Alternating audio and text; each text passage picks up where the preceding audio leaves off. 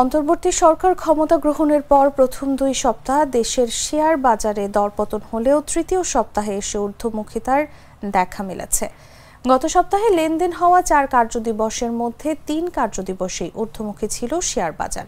সপ্তাহ জুড়ে বেড়েছে লেনদেনে অংশ নেওয়া বেশিরভাগ প্রতিষ্ঠানের শেয়ার ও ইউনিটের দাম।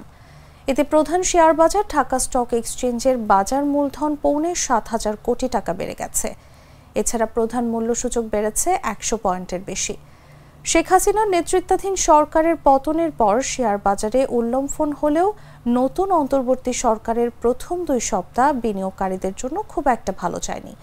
অন্তর্বর্তী সরকার দায়িত্ব নেওয়ার পর প্রথম সপ্তাহ জুড়ে শেয়ার বাজারে দরপতনের পাল্লা ভারী হয়। ডিএসইতে দাম বাড়ার তালিকায় যে কয়টি প্রতিষ্ঠান নাম লেখায় তার দ্বিগুণের বেশি স্থান হয় দাম কমার তালিকায়।